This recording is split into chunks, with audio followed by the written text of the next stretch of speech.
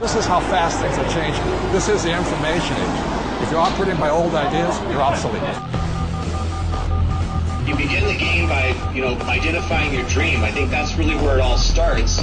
In today's economy and where we are today, it's not just a dream. It's more of a necessity. You've got to identify how you're going to survive more than how you're going to just, get something out there that you want. Here I am in New York City, financial capital of the world, surrounded by millions of people, most of whom will spend their entire lives working hard for money, but will have very little to show for it at the end of their life. How many people are pissed off? I hate being told what to do. You have to fail fast. No one can steal my dream. You can count on the government destroying the dollar. All currencies have eventually gone to zero. You cannot save your way to retirement. If it's too complex for us, what do we have to do with our money? We have to give it to them.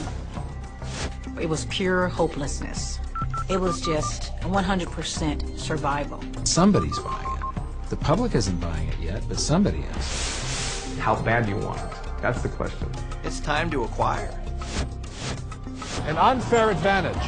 What is an unfair advantage? What you're about to learn may just change your life. It's showtime, baby. Let's hit it. The greatest opportunity in the history of mankind is here. We're in the greatest economic change in the history of the world. This is going to be the biggest wealth transfer in my lifetime. We've got an entire society that has been built up over the years with the idea that financial institutions are a better place to put your money than to take control of your own life. If you have a solid financial education, taxes, debt, inflation, and retirement can make you richer, not poorer. The rich will get richer and the poor and middle class gone. I was around my brother who was a part of a gang, who ran a gang, and that's a lot like running a business. Most people run from problems, and the truth is that's where the opportunities are. This really is a perfect financial storm. So I am optimistic about the future. It's going to crash. The next big economic boom will not be from the internet or China or India, but will be from empowering women. A big part of success is failing so many times that you learn and learn and learn your lessons. Robert says all the time that if you're not being successful, it's because you're not making enough mistakes. People think that cash is like a safe place to be, a place to park your purchasing power. And I think cash is the worst investment that you can have. And if you follow an economist, you're in trouble. Okay, you want to have barely enough income to survive if you're lucky.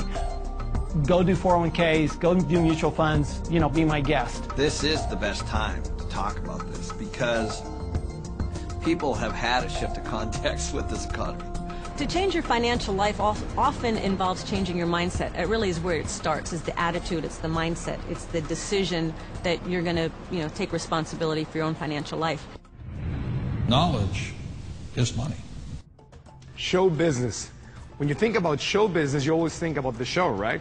Cameras and movie stars and makeup and glamour. But you never think about the business side of it because we don't have financial education. And I didn't learn that until 20 years down the road in my career. And now, I'm not only an expert in the show part of it, but I'm becoming an expert on the business side of it. Business is about production. We can produce our way out of any problem. I was probably age 8 when I started thinking about millions. The very, very first step is you've got to select your dream, because taking control of your financial life starts with a dream. There's got to be a bigger purpose than just making money. If you don't have something that is bigger than you, a dream, a huge dream, you're going to quit. Your friends and who you hang out with, whether you're a child or whether you're an adult, will dictate your destiny and your future. And so you have to be picky and choose your surroundings very carefully. It's creativity.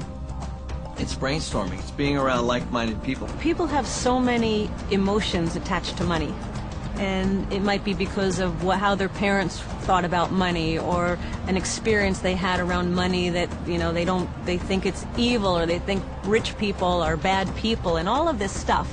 But if you just break it down, money is just a tool to be used in this world. Everybody today uses money, like it or not. The absolutely fastest way to put money in your pocket is to reduce your taxes. Gold and silver have been the safe haven asset for every second of the last 5,000 years. My real estate that we own, through depreciation, wipes out most of our taxable income. It just makes so much sense to me, and it's so much easier. I went to war to fight for capitalism.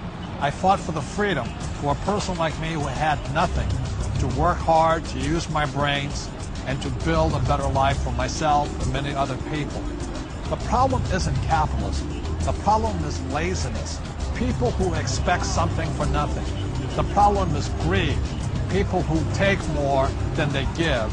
And the problem is ignorance, an education system that thinks that money is the root of all evil. It's ignorance, it's financial ignorance that has caused so much of this problem, not capitalism. It's not just a dream, it's more of a necessity. You've got to identify how you're going to survive.